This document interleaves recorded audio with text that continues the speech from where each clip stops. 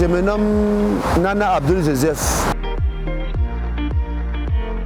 À peine 10 ans que moi je fais dans les fleurs. Au départ, quand je quittais à l'école, je venais rester ici avec ma tante. Ma tante qui faisait les fleurs avant. Et après ça, après l'école, bon, j'ai pris goût comme ça. Et j'ai commencé aussi à apprendre un peu. Au final, j'ai vu que c'était aussi quelque chose de bien. C'est ça que je me suis adhéré. Et ça fait mon quotidien maintenant, ça fait partie de ma vie. On fait dans les fleurs, les arbres fruitiers, on fait la décoration dans les maisons des gens, on fait le gazon. On nous appelle communément les fleuristes, les jardiniers. On vient, on met les plantes, on fait le gazon, on fait la piscine, on fait les décorations. Avec tout ce qui est joli, tout ce qui est là. Il ne peut pas avoir une ville sans les fleurs. Et même avec le changement climatique, il faut énormément les plantes un peu partout. Et la société en a besoin. Il faut les gens qui les produisent. Le jardin que vous voyez, l'espace est grand. On ne peut pas connaître le nombre de plantes qu'on a. Parce qu'on a les variétés. Mais on ne peut pas connaître le nombre exact de tous les plantes. On peut savoir que bon, on a telle variété de plantes, parce que toutes les plantes que vous voyez, il n'y a pas une plante qui n'a pas de nom. Et en dehors même de la plante, même, il y a les vertus. Là, on a les plantes médicinales, tout ici. Même les plantes traditionnelles au village, qui sont que les gens même là, nous viennent. Il y a d'autres même, certaines personnes même qui viennent aussi nous enseigner même.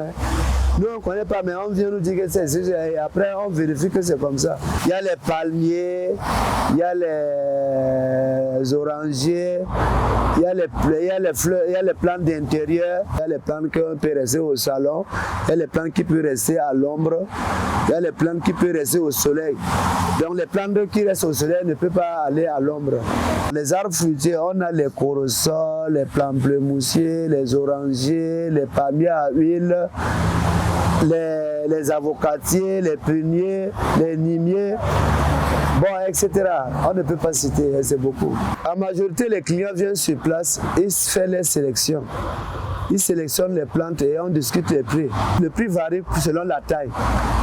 Bon, il y a selon les bourses aussi. Il y a les plantes de 300, 500, 1000 francs, 2000. Il y a les grandes tailles de plus de 20 000 même. Ça dépend de la taille.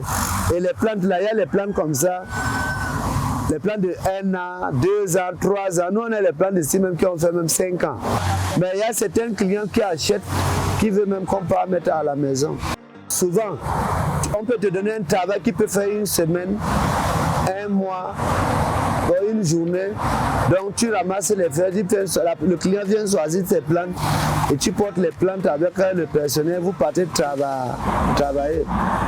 Mais pour dire qu'il y a des journées comme tu peux faire 1 semaine. Donc ce n'est pas que tous les jours que tu vends. Mais tous les jours tu dois travailler seulement parce que tu dois entretenir. Nous sommes ici à Mobile Komassi, à Bonanjo. Nous sommes nombreux. Et chacun a son espace qu'il encadre et fait sa production.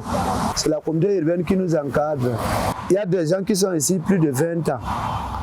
Donc si quelqu'un est là, à un moment donné, s'il veut arrêter, il veut ne plus fonctionner ne veut plus continuer dans l'activité là, il peut faire cessation à quelqu'un d'autre. Entre-temps, nous sommes en partenariat avec la communauté urbaine. Ils nous donnent les travaux. On fait les travaux aussi. Bon, aider. Ici, ce sont les sites de production. Nous entretenons les espaces publics comme un devoir de citoyenneté aussi. Il y a beaucoup de difficultés que nous rencontrons ici. Nous ne sommes pas un endroit clôturé. Donc même les gens viennent voler les fleurs.